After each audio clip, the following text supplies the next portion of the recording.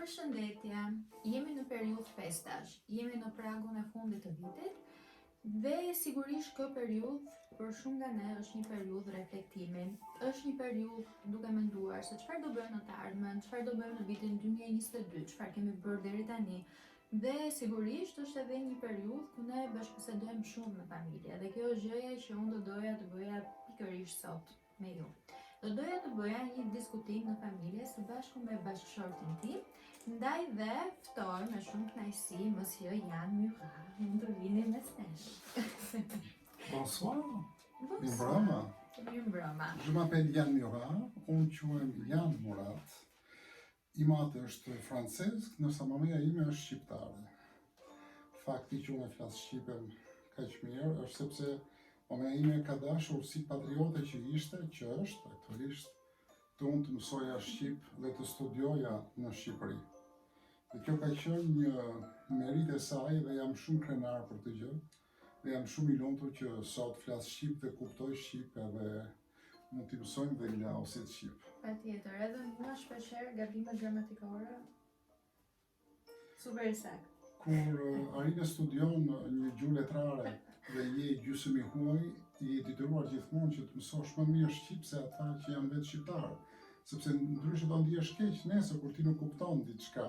Kjo ka të bëjë me objektive, pastaj gjë për cilat neve do flasim edhe gjatë bisedës, por gjëja e parë që unë dua të fillojmë dhe të diskutojmë është një fenomen i cili ndodh shpesh në rrjetet sociale dhe unë e kam bërë shpesh edhe në rrjetin tim, madje shpeshherë kemi diskutuar dhe bashkë për këto gjëra dhe nuk kam bërë vetëm në rrjetin tim, por në shumë vende. Marrëdhënie që kanë individët në çift, në jetën bashkëtorë, në familje.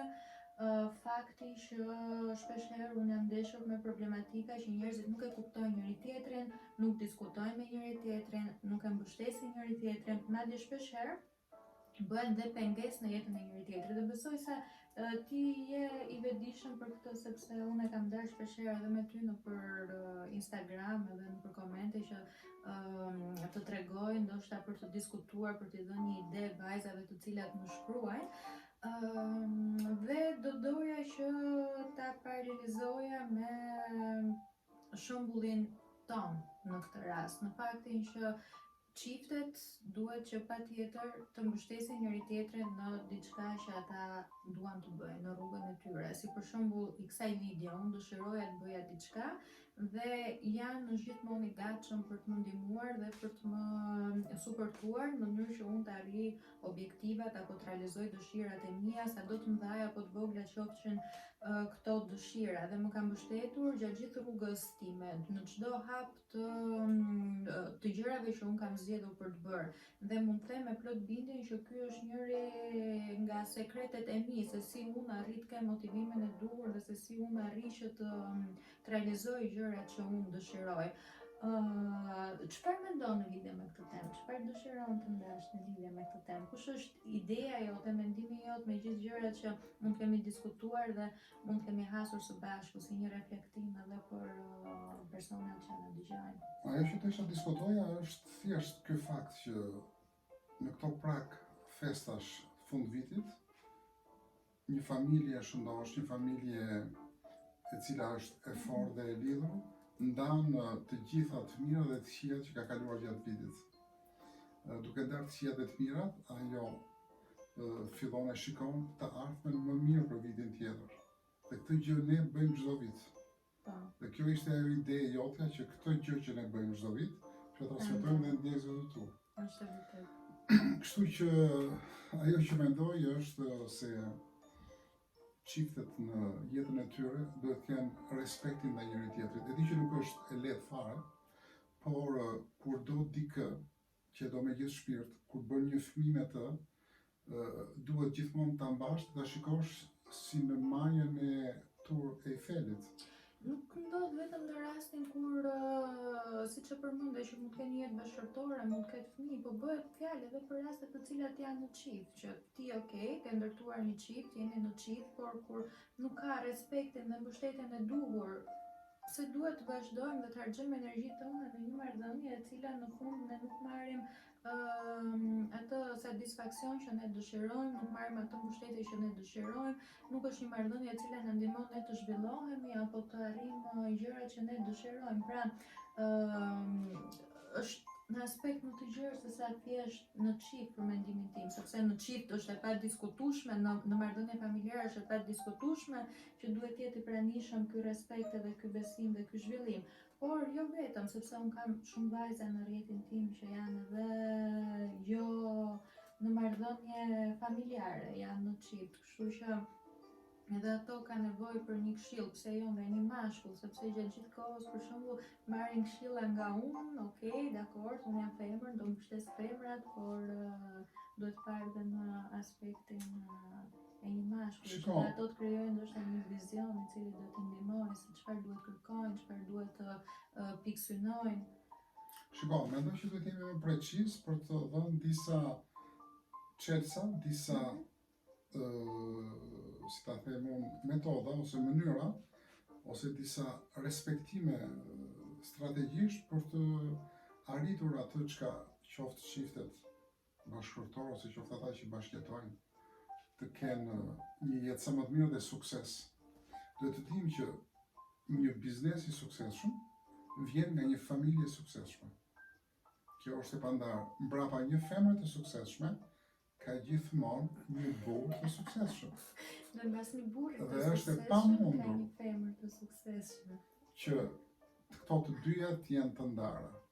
Janë raste të ralla, por që nuk janë në kontaktet tona të përhershme me njerëzit që na rrethojnë. Është e vërtetë. Kështu që atë që do thosha unë është respekti, pika e parë që duhet, është respekti ndaj vetvetes. Nëse ne arrim të respektojmë vetveten, themi që jam e mirë, jam më e mira, jam e bukur, jam i bukur, jam i suksesshëm, jam i fortë, jam i gjithanshëm, duke respektuar vetëm, respektojmë dhe tjetrin. Patjetër. Këto janë informacione që unë ja u sugjeroj vajzave që t'i bëjnë çdo ditë, madje shpeshherë i nxjerr edhe motivacione çdo ditë. A je kjo apo nuk je kjo? Dhe i them që të çekojmë po apo jo, sepse është diçka që në ndjenjën tonë na bën që ta vizualizojmë edhe në jetën reale pastaj këtë gjë.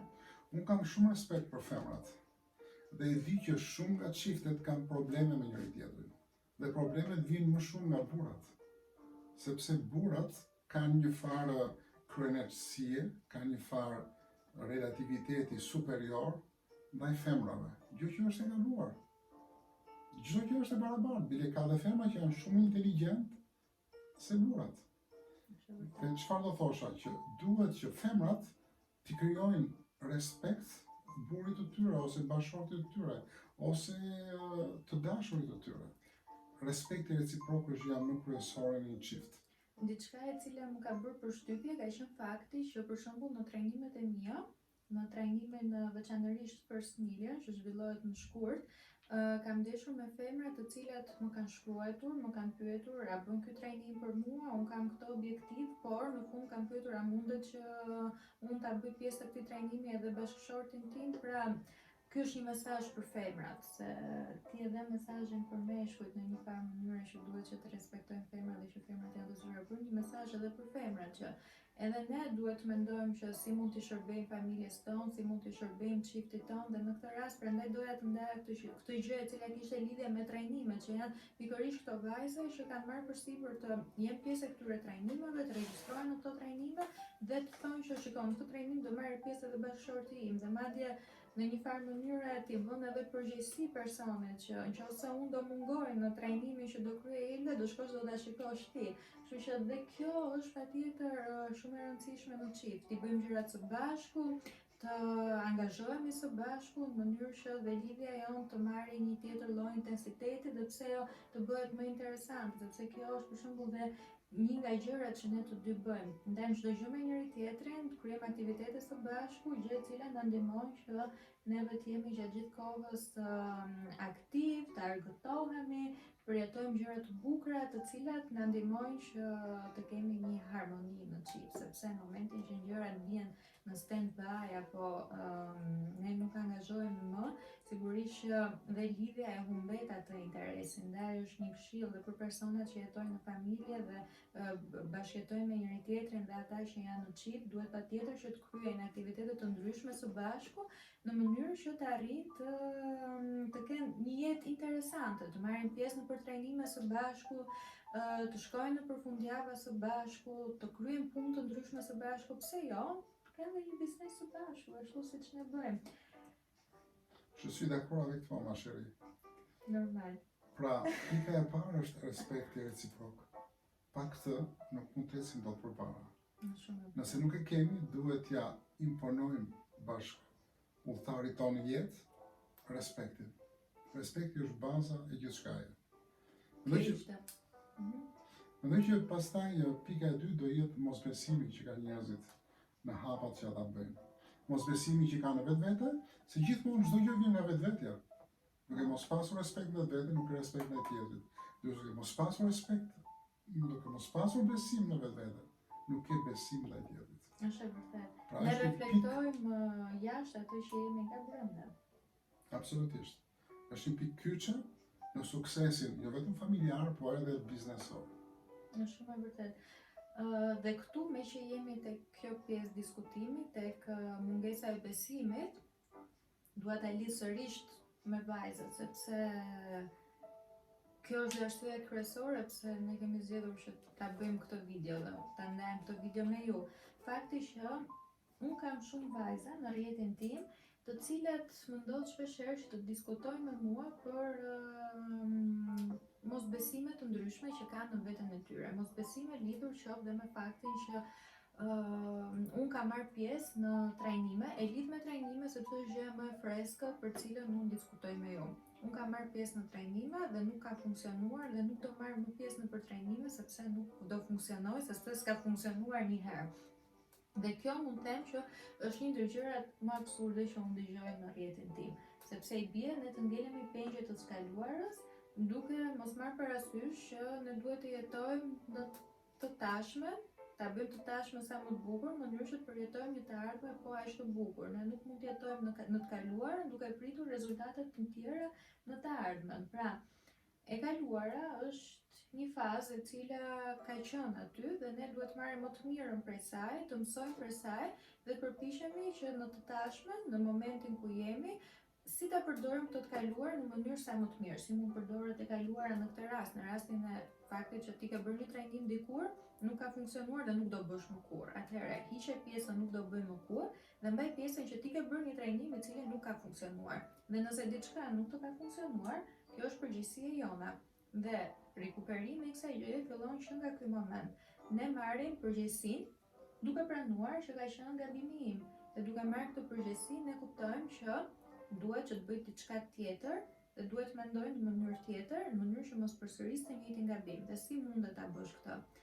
Duke u orientuar në njerëzit e duhur dhe duke kontrolluar dhe duke eksploruar kush mund të jetë zgjidhja më e mirë për ty. Nëse unë bëj një trajnim i cili nuk më ka vlerësuar, nuk do rikthehem ta bëj sërish në të njëjtin vend pak a shumë njësoj, por do kontrolloj për persona kompetent që mua të më ofrojnë dijet e duhura. Ndaj them që është përgjegjësia jona, nëse ne ribijem sërish në trajnime të këqija dhe jo në trajnimet e duhura për ne. Pastaj ka shembuj të tjerë pafund ku njerëzit kanë mosbesim në vetvete.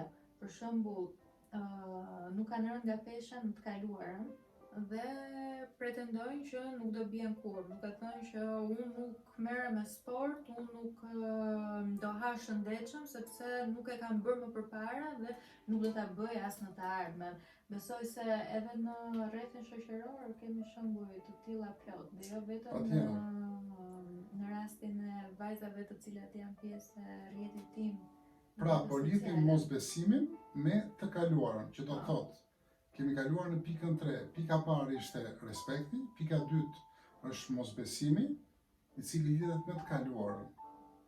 Por i duhet thënë të gjithë ndjekësve që duhet hedhin hapin e parë. Po të shikosh të gjithë milionerët, shumica, 1% atyre i kanë pasuria nga qielli. 9% e kanë me punë. Bill Gates, Elon Musk, të gjithë këta kanë punuar, kanë pasur dhe mosbesim, por kanë punuar edhe kanë nesër përpara. Po shikosh për shembull Bill Gates ka filluar në një garazh. Po. Marrim shembullin me që jemi tek rrjetet sociale të Mark Zuckerbergut. Pra njerëz mosbesimi dhe e kaluara e tyre disfatare, nuk e di se si thuhet eksaktësisht në shqip, nuk mund të ndalojë ata që të ecin përpara. Ata duhet të ecin përpara. Vetëm ai që ecën përpara, vetëm ai që këmbgul, që te kalon mosbesimin edhe fshin sadopak të kaluarën, duke përdorur të kaluarën e tij për pozitivitet dhe jo negativitet, ecë përpara. Ajo që do të thosha unë është kjo: bëj hapin e parë, bëje sot hapin e parë, mos nguro, mos hezito, mos beso, mos shiko të kaluarën, ecë përpara dhe ti do fitosh gjithçka. Dhe sikur mos dish asgjë, dhe sikur mos kishe bërë asnjë shkollë. Unë kam bërë shumë shkolla, më kam vlerëtur për të qenë intelektualisht i hapur dhe me njohuri, por praktika është gjëja më kryesore e jetës. Kjo është ajo që i them edhe vajzave në trajnim gjithmonë, nëse ju e dëshironi të bëni diçka, nëse dëshironi të perfeksionoheni në diçka, duhet patjetër praktika, sepse unë transmetoj shumë dije në fakt. Qoftë dije praktike, qoftë dije teorike, por nëse gjërat nuk vendosen në praktik, është e pamundur për t'i çuar gjërat përpara, sepse ti do marrësh në fund një certifikat, do marrësh në fund një diplomë, por nëse ti nuk praktikohesh, ajo diploma dhe certifikata në fund nuk ka asnjë lloj vlere. Dhe gjëja kryesore e cila duhet i bashkangjitet kësaj, që ne diskutuam, është dhe fakti që duhet të vendosim mos të vuajmë më duke marrë parasysh të shkuarën apo jo. Po, kjo është pika e katërt. Mos të vuash më. Pra, duke pasur të shkuarën në mendje, në ide dhe brenda teje, ti mos të vuash, ti të shkuarën tënde ta kthesh në forcë, vetbesim, në forcë dhe të ecësh përpara. Sepse disfatat janë të njerëzit. Çdo gjë është pjesë e jetës. Ajo që është e vështirë është këmbgulja për të ngritur. Sa herë që rrëzohesh, duhet të ngrihesh. Nuk ka formulë tjetër. Por ka shumë sekrete, ka shumë çelësa, ka shumë strategji, ka shumë formula, por një nga gjërat kryesore është rrëzohu, por ringrihu. Ringritja është sekreti i sukseseve, ringritja. Sa herë Apple ka ndryshuar formulat për të arritur të jenë më të mirë. Sa herë i kanë ndjekur kompjuterat e tyre për të arritur më të mirën dhe ja arritën. Normal. Është njësoj për të gjithë.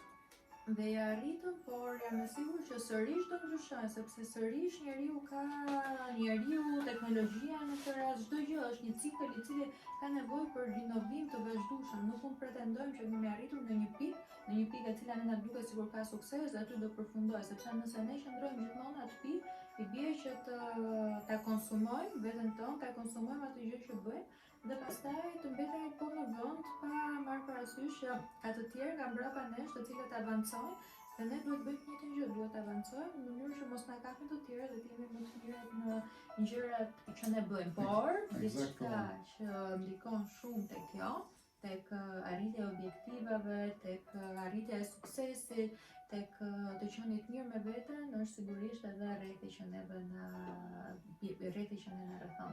Kjo është një pika edhe kjo kryesore. Normal.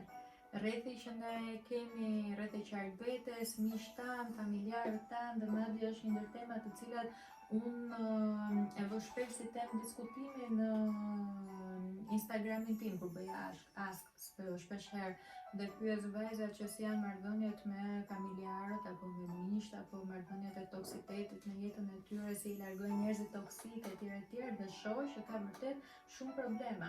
Dhe mendoj që rrethi toksik është një ndër problemet më të mëdha që këta persona hasin, sepse nuk din si largohen nga ky rreth, nuk din nëse duhet largohen apo nuk duhet largohen, nuk din si ta menaxhojnë rrethin e tyre, nuk din se të drejtohen, gjitha nuk din të vendosin kufin.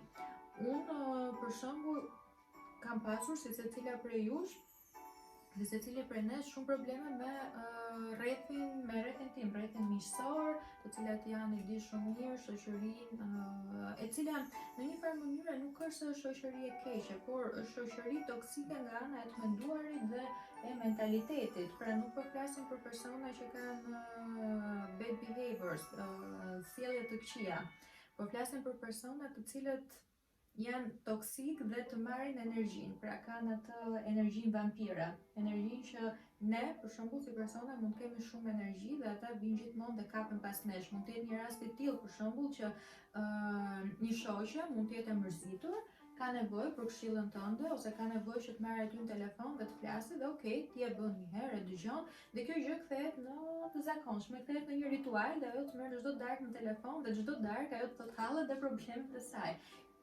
Këtë flas toksitet. Kjo për shembull është një gjë toksike sepse në mënyrë të pavetdijshme ti fillon të bësh pjesë e atij rrethi, bëhesh pjesë e ciklit të saj dhe tërheq drejt vetes tënde pikërisht këto gjëra që i ndodhin asaj vajze, atij shoku, sepse s'bëhet fjalë vetëm për vajza, normalisht ka dhe meshkuj që përjetojnë gjëra të tilla dhe të kthehet edhe ty. Pra ajo të flet çdo ditë për probleme dhe ti mund ta dëgjosh një herë, dy herë, tre herë, por po e dëgjova akoma dhe më shumë, ajo bëhet pjesë e të përditshmes tënde dhe në mënyrë të pavetdijshme të bëhet pjesë edhe e jotja. Dhe janë pikërisht këto gjëra pastaj të cilat të pengojnë që ti të fokusohesh tek objektivat e tua, tek gjërat që ti dëshiron të arrish, të çfarëdo lloji objektivi, duke filluar nga objektivi më i vogël që mund të jetë fillimi i një ushqimi të shëndetshëm deri tek objektivat më të mëdha që mund të jetë krijimi i një biznesi për shembull. Je suis d'accord avec toi. Ajo që dua të pikatoj është që kjo është një nga pikat tona, është pika e pestë e familjes tonë që ne e kemi të padiskutueshme. Ndoshta do duket pak wow, por ne nuk pranojmë njerëz toksik. E vështirë është në familje, se mos e njerëzit tanë më të afërt. Por në këtë rast, nëse ka ndonjë, ne mundohemi të rrim pak të distancuar. Por shoqëria, njerëz që qahen për ditë, njerëz që janë të disfatuar, nuk mundemi të jemi gjithkohës mbrapa tyre, sepse na tërheqin drejt kësaj energjie, është ajo që të di janë vampir energjish pozitive dhe të tërheqin drejt energjive negative. Pra kjo për ne është e padiskutueshme. Askush tek ne nuk bën pjesë në rrethin tonë shoqëror njëri toksik. Edhe nëse ndjejmë që dikush fillon dhe bëhet toksik, çfarë ndodh? Largohet pak nga rrethi. Kjo është nga pikat kryesore, ndër pikat kryesore të nevojshme për një familje të shëndetshme, për një biznes të shëndetshëm, sepse këta njerëz të tërheqin drejt negativitetit. Ti mund disfatosh, do thonë, nuk bën ti për këtë punë. Lore mos e bëj më. Se si e ti për këtë punë. Bëj të tjetër. Do harxhosh lekët kot. Në shembull për biznesin, apo për një trajnim. Sa nga ju kanë që mund t'i ketë thënë një shoqe Lore, sa harxhon lekët kot për do trajnimet. Mirë aty ku janë. Ka shumë raste. Exactement. Ndoshta si e thot shoqe, po mund t'ia thot në një familjar. Dhe këtë gjë dua ta lidh edhe me diçka tjetër, të cilën e ndeshim rëndom në rrjetet sociale dhe në televizor dhe veçanërisht gjatë periudhës së pandemisë. Është fakti që njerëzit ndeshen shumë me informacione të këqija, me lajme të zeza dhe si mundemi ne që ti transformojmë në të mirën tonë këto emocione që na serviren në rrjetet sociale apo në televiziona. Për shembull, marrim rastin e Covidit. Rasti i Covidit ishte një nga rastet më të rënda të lajmeve jo të mira në televizor apo në rrjetet sociale. Çdo gjë u mbyll, çdo gjë nuk funksiononte më ashtu si më parë, bizneset nuk funksiononin ashtu si më parë, gjë që neve i kemi ndeshur dhe në bizneset tona. Asgjë nuk funksiononte ashtu siç mund funksiononte më përpara. Dhe çfarë mund bënim? Ne mund fillonim të qashem për këtë gjëra? Zgjidhja. Absolutisht jo. Kështu që duhet që patjetër t'i jepnim një zgjidhje dhe ta optimizonim këtë gjendje. Pra mos të binim në atë gjendjen depresive që ra pothuajse i gjithë bota, por të kuptonim që kjo ka ndodhur dhe ne duhet bëjmë diçka për këtë dhe thjesht ta marrim me pozitivitet në një farë mënyrë, sepse është diçka të cilën do duhet ta kalojmë dhe nuk është diçka të cilën do duhem ta vuajmë. Rikthehemi tek pjesa e vuajtjes. Nëse duam, mund të qëndrojmë tek vuajtja, por nuk do përfitojmë asgjë nga kjo vuajtje. Duhet që ta optimizojmë veten tonë në mënyrë që të dalim nga vuajtja. Dhe ishte një ndër gjërat më të Andaj mira është që keq, bë. vuajtje kolektive. Vuajtje kolektive. Ama të gjithë Zia vuajnë edhe vuajtja. ne na ka zënë ata pistën. Me që vuan kolektiviteti, le të vuajmë edhe ne bashkë me të tjerët, por jo. Nuk është kjo, nuk duhet të funksionojë në këtë mënyrë, duhet që të kuptojmë që diçka ndodhi, ne duhet që të japim zgjidhje kësaj gjëje dhe ne i dhëm zgjidhje në fakt me bizneset tona duke u përpjekur që pak nga pak të digitalizonim të gjitha dhe i arritëm me shumë sukses që çdo gjë që ne kishim ta kthehemi në digjitale. Të paktën shumicën e gjërave, ato gjëra të cilat mund të operonin në mënyrë digjitale, të ktheheshin në mënyrë digjitale dhe të kishim durimin e duhur për t'ja dalë deri në fund që pak nga pak t'i optimizonim, pak nga pak t'i kthenim në online të gjitha shërbimet tona, të gjithë bizneset tona dhe ja dolëm sepse nuk u përshëndruan mbi lajmet negative, nuk u përshëndruan mbi energji negative të kolektivit, pra të gjithë botës, e cila ishte fakti që bizneset janë mbyllur, nuk ka punë, njerëzit janë pa punë, nuk hapen, nuk bëhet më. Jo, çdo gjë bëhet nëse ne dëshirojmë që ta bëjmë. Dhe për ta bërë diçka duhet të mendojmë. Ne kemi një trup të cilin e kemi për të menduar në mënyrë që të arrijmë të gjejmë një zgjidhje për problemet tona. Në të ardhmen mund ndodhi një zgjidhje tjetër, një problem tjetër, ne nuk do, unë kam mendjen tek zgjidhja ndërkohë. Ne nuk do qajemi për problemin, por do ulemi dhe do diskutojmë për zgjidhjet e këtij problemi. Dhe e njëjta gjë sigurisht duhet të ndodhi dhe me ju. Shumë nga ju mund të kenë probleme për shembull me shkurtimet nga puna.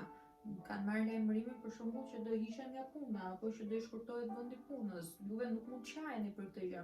Juve do duhet që të filloni dhe të kuptoni dhe të reflektoni kush mund të jenë zgjidhjet për këtë gjëra, çfarë ti mund të bësh më mirë për veten tënde. Një trajnim, social media, mund të jetë një kurs i një gjuhë huaj për të mësuar anglishtën, ndoshta më mirë në mënyrë që ti mund praktikosh një punë online, pasi unë në pëlqen të pjes gjithmonë për botën online, pasi është e ardhmja dhe shumë shpejt në të ardhmen çdo gjë do digitalizohet dhe kjo nuk duhet parë si diçka negative, por duhet parë në aspektin pozitiv. Gjë që ne do na lejojë që të bëjmë shumë gjëra online, bëjmë shumë punë online, fitojmë shumë para online. Kështu që me pak fjalë nga ana ime, ne transformuam atë ndjesinë e keqe që mund të na jepnin lajme, që mund të na jepte situata e çdo dyqani të mbyllur, e çdo restoranti të mbyllur dhe filluam duke pak nga pak duke rikthyer në favorin ton dhe duke gjetur zgjidhjen në mënyrë që të arrijmë dhe të avanconim në gjërat që ne dëshironim të bënim. Desha të përcaktoja këtu që në vitin 2020 ne dyfishuam shifrat e të gjithë bizneseve tona dhe në 2021 kemi trefishuar shifrën, sepse 2021 ka qenë dhe ngritje për gjithë, jo vetëm për ne, por në periudhën 2020 kur gjithë falimentonin ose që nuk kenë stil mirë, sepse ishin futur në i organin e pazjetshëm, ne dyfishuam shifrën. Se si ti e shpjegon shumë mirë këtë gjë në trajnimin tënd First Million, i cili është nuk e di, unë kam qenë impresionuar nga ky trajnim, një nga trajnimet më fantastik dhe më të suksesshëm që ti ke patur deri tani, dhe kjo fal gjërave Covidit, gjërave të këqija, zgjidhjeve që kemi dhënë dhe ka qenë ideja fillestare që na ka shtyr për të bërë këtë gjë. Dhe doja që të thosha edhe diçka tjetër në lidhje me pjesën e të ardhmen. Të ardhmen, pikërisht të ardhmen. Kjo është e lidhur. Kur gjithë janë mbuluar me organin e skeqës, ti çfarë bën? Ti je ai që hap pak organin dhe duhet shikosh të ardhmen. Pra kjo është e lidhur. Vuajtja të gjitha ato që tham deri tani, se si ti duhet shikosh të ardhmen. Ti duhet të shikosh të ardhmen në çdo moment. Dhe kur rëzohesh, dhe kur je keq, dhe kur je i smur, a do ti të bëhesh më mirë? Po pse kur janë gjithë keq ti thon, bo janë gjithë keq dhe unë mirë jam njësoj si këta. duhet bëhesh dhe ti më mirë. S'duhet qëndruar i smur, duhet të jesh përpara. Pra kjo është ajo mendoj që do të thuash. Po pikërisht Për do ta të ishte thënë. lidhja me të ardhmen, sepse nëse ne arrim dhe kuptojmë të tashmen, arrim kuptojmë se çfarë është duke ndodhur tani, sepse është shumë e rëndësishme dhe të analizojmë se çfarë ndodh. Nëse ne Të kemi vizualizosh të ardhmen, të parashikosh të të ardhmen. vizualizosh patjetër, por doja ta nisja me mesazhin që të vizualizosh të ardhmen duke analizuar të tashmen, neve duhet të kuptojmë çfarë është duke Eksakt. na ndodhur tani. Ku qëndrojnë problemet tona? Dhe duke ditur arsyen ku qëndrojnë problemet tona, përse ndodhin problemet tona, arrim pak në pak të krijojmë një vizualizim pak më të qartë për të ardhmen, për gjërat që neve duam të bëjmë. Në rastin e Covidit, e mbylljeve të shumë vendeve të punës, çfarë po ndodh? Po ndodh Covidi, të gjithë janë mbyllur në shtëpi, nuk lejohet të dalin pa jashtë vendit pa pasur një green pass, pa bërë vaksinën, nuk lejohen shumë njerëz të grumbulluar në një vend publik etj etj. Ky është problemi. Çfarë mund të bëj unë për këtë problemin, duke analizuar problemin dhe arrim që të japim zgjidhje. Kështu që të japim zgjidhjen për të ardhmen. Pikërisht kjo është gjëja që Në njerë njerëzit ka nevojë për një mentor për të arritur zgjidhje. Ti edhe s'mund ne t'i vetë japësh kemi dot pasur gjithmonë. nevojë për mentor. Ne kemi pasur nevojë për shumë gjëra. Është Ne e kemi pamundur. tonelata me libra, Po. kemi bërë tonelata trajnime, unë kam gjithë ato universitetet, ti ke bërë gjithë ato shkolla gjithashtu, pra studimi, trajnimi dhe dia është e ardhmja. Nuk mund të pretendojmë që çdo gjë që kemi apo çdo gjë që bëjmë të mundemi ta bëjmë vetëm. Nuk e bëjmë dot. Domethënë ne i kemi bërë këto gjëra që kemi bërë, kemi digitalizuar bizneset tona, kemi ngritur fillimisht, pastaj kemi digitalizuar, janë sigurisht kam më tepër eksperiencë se unë, por nuk mund të themi që i kemi bërë vetëm, është e pamundur që gjërat i bëjmë vetëm, secili nga ne ka nevojë për një mentor. Jemi fillimisht mentorët e njëri tjetrit, por kemi edhe persona të cilët ne na kanë udhëzuar për të bërë gjërat e duhura, kemi bërë trajnime, kemi bërë shkolla, kemi bërë kurse dhe asnjë dije nuk fitohet thjesht duke pritur që dija të vi. Pra është thjesht një utopi që të pretendojmë që okay, unë po ulem këtu, do më sillesh një gotë verë këtu? Edhe të presi që dija të më vijë, pra nuk funksionon në këtë mënyrë. Duhet që të çohemi, duhet që të kontrollojmë ku mund të marrim dijet e duhura, kush janë personat më të besueshëm për të marrë dijet e duhura, kush janë vendet më të mira për të marrë dijet e duhura, të vizualizojmë çfarë ne duam të bëjmë dhe të gjejmë shembullin konkret të personave që bëjnë gjërat që ne dëshirojmë të bëjnë, personave të suksesshëm në jetën e biznesit, personave të suksesshëm në jetën familjare, personave të suksesshëm në jetën në çift dhe kështu të fillojmë dhe të vizualizojmë pastaj të ardhmen tonë në bazë të gjërave që ne dëshirojmë të bëjmë në bazë të personave që mendojmë që kanë bërë gjërat e duhura në jetën e tyre. Dhe di nëse ke diçka për të shtuar? Duhet secili duhet ta hedhë hapin sot. Duhet që viti 2021 të jetë viti i tyre. 2022. Ne na ka pëlqyer aq shumë viti 2021 sa që pretendojmë dhe shpresojmë që 2022, jo, nuk pretendojmë dhe nuk shpresojmë fare, por 2022 do jetë si 2021 dhe shumë më mirë. Prandaj dua që transmetoj ndjekësve të tu që duhet që ta bëjnë 2022-shin vitin e tyre. Duhet që mos mendojnë më asnjë gjë të keqe. Duhet që mos mendojnë më asnjë gjë negative. Të mbajnë mend dhe këto pika që ne diskutojmë së bashku, ta diskutojnë dhe ata me bashortin e tyre, me familjen e tyre. Ta shohin videon së bashku. Të heqin negativet, të marrin pozitivet, të heqin mosbesimet, të jenë aktiv dhe ta hedhin hapin. Jeta është e juaj, jetojeni jetën. Kjo është një shprehje shumë e madhe që mund ta thonë të gjithë, por duhet të hedhin hapin. Duhet të hedhin hapin drejt asaj që ata duan sot. Jam i sigurt që secili që na dëgjon ka një ide. Patjetër. Dhe atë ide unë i them që ta bëj. Dhe nëse nuk e ka ide, unë do të ndihmoj për të gjetur ide. Kjo është atë që kam them. iniciuar shumë ide në shumë persona gjatë punëve të mia. Ti e di shumë mirë, besoj se sa. Kjo është për ata që janë të pavendosur, që se kanë idenë, që kanë shumë idera, por nuk dinë këtë zgjedhin. Kjo është një metodë fantastike. Shkollimet e tua, eksperjenca jote, dhe të gjitha çelësat sekrete që ti ke mësuar gjatë gjithë kësaj kohe, do t'i bëjnë ata të fitojnë kohë në jetën e tyre. 10 vite eksperiencë që ke ti të bëjnë se cili nga ata që studion tek ty, të ecin shumë më shpejt dhe shumë më përpara se ty. Jam i sigurt që të gjithë ata që studion tek ty do jenë shumë më mirë se ty nesër, në moshën tënde. Okej, dakor. Po them në këtë gjë. Prandaj them që duhet ta bëjnë hapin sot, duhet ta bëjnë hapin, ta marrin hapin sot për një vit më të mirë, që viti 2022 të jetë për ta viti më i mirë. Duhet ta mendojnë që tani. Dhe unë kam menduar për këtë gjë, si juve e dini, ju ftoj që në datë 5 janar të bëheni pjesë e trajnimit 2022 viti i më i mirë. Do diskutojmë shumë gjëra interesante aty së bashku, do vendosim objektive, do diskutojmë për gjëra të cilat juve do ju duhen dhe do t'ju ndihmojnë që të keni një vit fantastik përpara jush.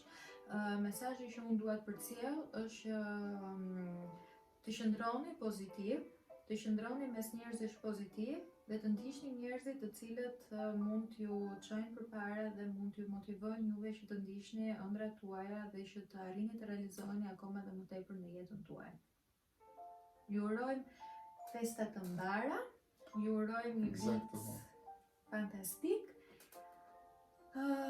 dhe ne do ikim të festojmë ditët e fundit të këtij viti. Ju përshëndesim dhe sigurisht së bashku do shihemi si gjithmonë në rrjetet sociale. Kalofshi një mbrëmje të bukur. Au revoir. Au revoir. Merci.